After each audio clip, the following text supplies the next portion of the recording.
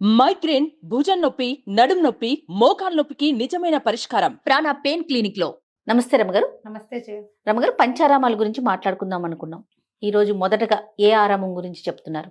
ద్రాక్షారామం గురించి చెప్పుకుందాం జయ. ఈ ద్రాక్షారామము తూర్పుగోదావరి జిల్లాలో ఉంది. విశాలమైన ప్రాంగణం, ఎంత పెద్దదో దాని పురాతత్వం కనపడుతూ ఉంటుంది అనమాట. పాతకాలపు ఇది. అయితే ఈ ద్రాక్షారామంలో ఒక ప్రధానమైన విశేషం, అయ్యవారితో పాటు ఇక్కడ అమ్మవారు కూడా విశేషమైన బంగారు తల్లి ఉంది. అష్టాదశ శక్తి పీఠాలలో ఒకటైన మాణిక్యాంబ అమ్మవారు ఈ దేవాలయంలో ఉన్నారు. వీళ్ళిద్దరూ ఒక్క చోటే వెలిసి ఉన్నారు. అయితే దీన్ని దక్షయజ్ఞ వాటికగా చెప్తారు. దక్షయజ్ఞం ఇక్కడే జరిగిందట, అందుకే ద్రాక్షారామం అని పేరు వచ్చిందంటారు. దక్షయజ్ఞ వాటిక అంటే ఎక్కడైతే సతీదేవి భగ్నమైందో ఆ శరీరంలో ముక్కలు పడ్డాయి కదా, ఒక ముక్క అక్కడ ఉంది. ఆమె ఆ అవయవమే మాణిక్యాంబ అమ్మవారిగా రూపొందుకుంది. 2 అంతస్తుల్లో ఉంటుంది ఈ శివలింగం. ఎంత పెద్దదో, పెద్ద శివలింగం. అయితే శివలింగం పై భాగంలో చారలు నల్లటివి కనపడతాయట. ఈ చారలు ఏమంటారంటే, మొదట అర్జునుడు శివుడు యుద్ధం చేశారు కిరాతార్జునయంలో, అప్పుడు కట్టుకున్న పులితోలు తాలూకు చారలు అని చెప్తారట. నల్లని చారలు కనపడతాయి. తెల్లవారుజామునే సూర్యకిరణాలు పడతాయట. 4 గోపురాలు ఉన్నాయి దేవాలయానికి, కానీ ఎంతో పాతబడినట్టు కనపడుతుంది జయ. బాగా మెయింటెనెన్స్ లేదేమో అలా అనిపించింది నాకైతే. నేను 2-3 సార్లు వెళ్ళా. ఎంతో బాగా మెయింటైన్ చేయాలి. మీకు అట్లా అనిపించింది? ఇంకా బాగా మెయింటెనెన్స్ చేయటం లేదు అలా అనిపించింది. గవర్నమెంట్ శ్రద్ధ తీసుకుంటే కనుక పంచారామ యాత్ర ఎంత విశేషంగా చేయొచ్చో వీటిని ఇంకా కొంచెం బాగా ఇంకా మెయింటెనెన్స్ లో ఉంచాలి. మనం అదృష్టవంతులం కదా రమ్మగారు, మన తెలుగు రాష్ట్రంలో ఉంది కాబట్టి. దేవాలయాలు కట్టే బదులు ఇంత పురాతనమైనవి 8-9 శతాబ్దాల మధ్యలో కట్టబడింది ఇది. ఏనాటిది నిజంగా రమ్మగారు, మీరు అన్న మాటతో జాగ్రత్త తీసుకోవాలి. నేను కూడా ఏకీభవిస్తాను. ఎందుకంటే జాగ్రత్తగా పురాతన ఆలయాలను చూసినప్పుడు అబ్బా ఇంకొంచెం చూస్తే శ్రద్ధ వహిస్తే బాగుంటుందేమో అనిపిస్తా ఉంటది. నిజమండి. పరమాద్భుతమైన శిల్పకళ. 4 గోపురాలు 4 పక్కల. ఈ 4 గోపురాలని, ఒక్కొక్క గోపురాన్ని ఒక్కొక్క అమ్మవారు ఒక శక్తి రక్షిస్తుందని చెప్తారట. ఇక్కడ నిత్యాన్నదానం జరుగుతుంది. అన్ని శిల్పాలే పురాతనమైన శిల్పాలు, ఎప్పటివో.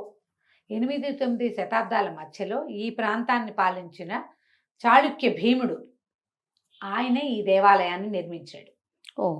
ఇది తొలి కాలం అంటే ముందు ప్రతిష్ఠ జరిగింది. ఎప్పుడు జరిగింది? ఎప్పుడో కృతయుగంలో జరిగినట్టు కథ. తర్వాత కాలంలో రాజులు మారి, ఇవి మారి, యుగాలు మారి అలా అలా కంటిన్యూ అవుతూ ఉన్నా కూడా శివలింగం తాలూకు ప్రతిష్ట, ప్రఖ్యాతి, మహత్యము మారల. దేవాలయాలు, టోపోగ్రఫీలు మారుతూ వచ్చాయి, కట్టుబడులు అవి మారుతూ వచ్చాయి. ఇప్పుడు మనం చూస్తున్నటువంటి ఇప్పుడున్న దేవాలయము చాళుక్య భీముడు కట్టింది. ఈయన ఇది ఒకటే కాదు, ఇంకొక ఆరామాన్ని కూడా ఈయన నిర్మించాడు సామర్లకోటలో. ఈ 2 ఒకే రకంగా కనపడతాయి, కట్టుబడి. అది ఒకే రాజు కదా, ఒకే రాజు ఒకే సమయంలో, ఇంచుమించుగా సమయం కూడా ఒకటే. దాంతో చాలా విశేషంగా కనపడుతుంది. శివలింగం దాదాపుగా 60 అడుగుల ఎత్తు శివలింగం.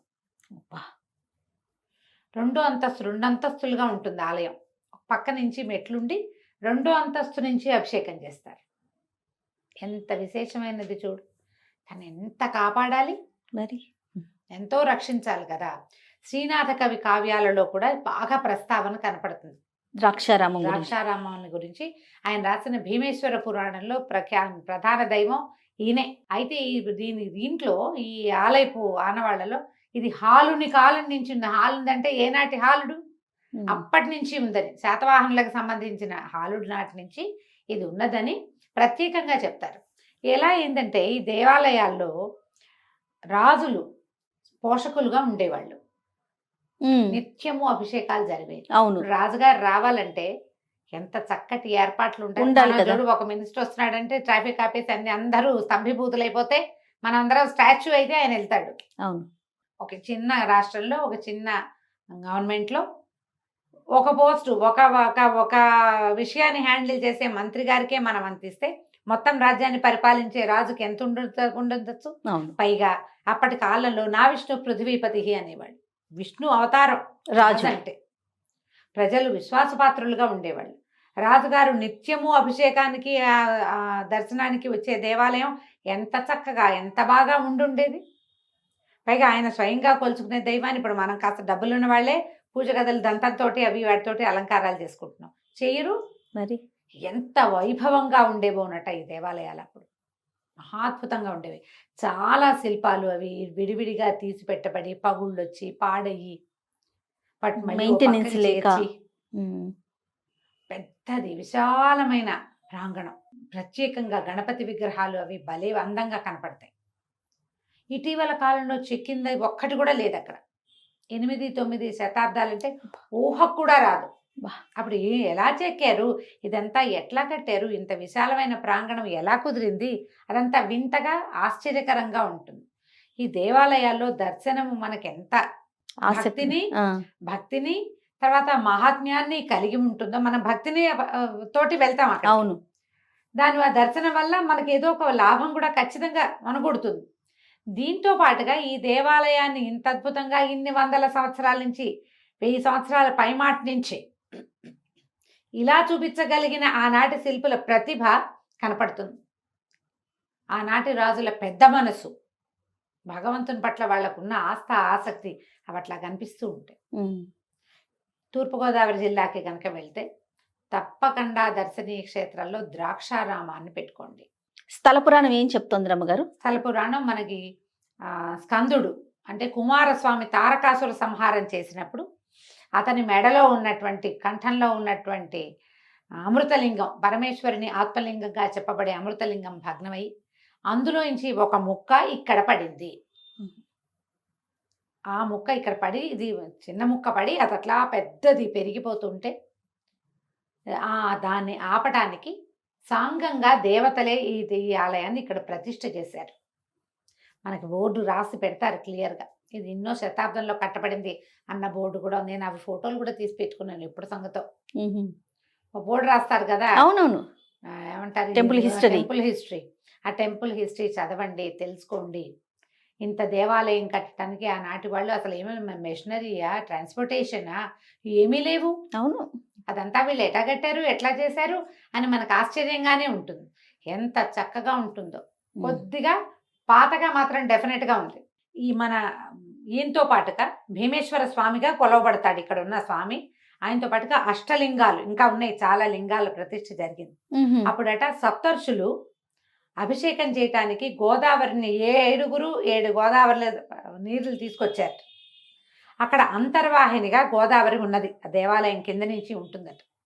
సప్త గోదావరి అని పిలుస్తారు ఆ గోదావరిని. అదొకటి చాలా విశేషం కదా. శ్రీనాథ కవి కావ్యాల నిండా ఈయన కనపడతాడు.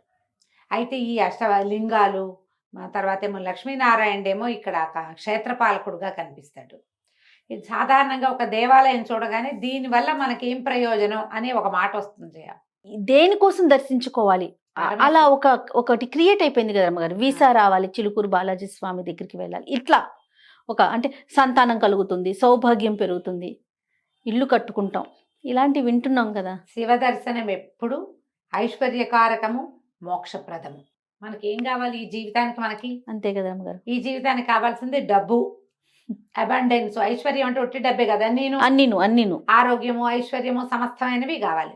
తర్వాత నెక్స్ట్ జన్మ ఉందో లేదో, ఎలా వస్తుందో, మనం ఇప్పుడు చేసిన పచ్చిపాపాలన్నీ ఎలా ఏమవుతాయో ఆ భయం ఉంటుందిగా. మోక్షప్రదాత మా పరమేశ్వరుడు. ఈశ్వర దర్శనం ఎక్కడ చేసినా మోక్షమే. ముందు మన ఊళ్ళో, మన వీధిలో, మన రోడ్డు మీద ఉన్నటువంటి శివలింగ దర్శనం చేయండి, శివాలయ దర్శనం చేయండి. మన సమీపంలో ఉన్న శివాలయంలో జీవితంలో ఒక్కసారైనా ఒక్క దీపారాధన చేయండి.